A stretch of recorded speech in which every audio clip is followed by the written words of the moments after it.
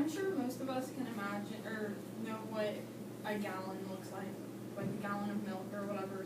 But can you imagine 210 million gallons? That is approximately the equivalent of the 5 million barrels of oil that were spilled into the Gulf Coast on April 20th, 2010. But that doesn't include the 4.9 billion barrels that continue to spill for the next 3 months. When the BP Deepwater oil spill took toll on the economy of Louisiana and also had a huge toll on the lives of the residents there, I realized how it hurt their economy and also how it took a toll on the residents' lives, and I realized that that other natural disasters take the same effect, and therefore I believe that we should support them. The spill took a toll on the 3 biggest industries in Louisiana, being the fishing, the tourism, and also the oil and gas industry. First, I'm going to talk about the impact it had on the fishing industry. The oil spill had a negative effect on the fishing industry, and the National Oceanic and Atmospheric Administration closed approximately 80,000 square miles of the Gulf Coast to fishing, and most of that was along the Louisiana border. Once it was back open for industrial purposes, it was still hurt because the oil that spilled harmed the 2 main catches, which were the oysters and the shrimp. Even 4 and 5 years later, a lot of fishermen still say that a lot of the reefs are barren and the count is still down.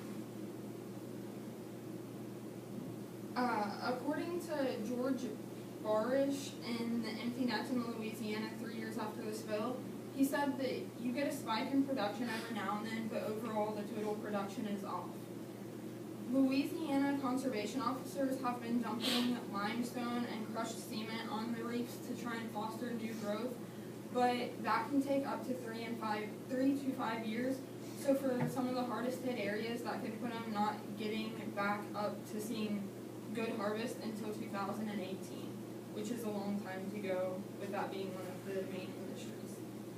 Also, for a couple years following, consumers were very skeptical of the seafood, and the FDA was continuously testing the seafood, and it was always testing at 100 to 1,000 times lower than the safe levels. So it was safe, but people didn't really believe that, or, they were still worried about it. And as stated by Mr. Smith at Louisiana Seafood Promotion and Marketplace, he said that, that was in the CQ researcher, and he said the big challenge we will face for a long time is the perception. When you get away from the coast, people still think oil is in the water or that our seafood is ruined or harmed. There was a projected loss of $115 to $172 million in gross revenue lost between 2011 and 2013 for the commercial fishing industry. Fishing wasn't the only industry hurt, however. The tourism industry in Louisiana also took a huge toll.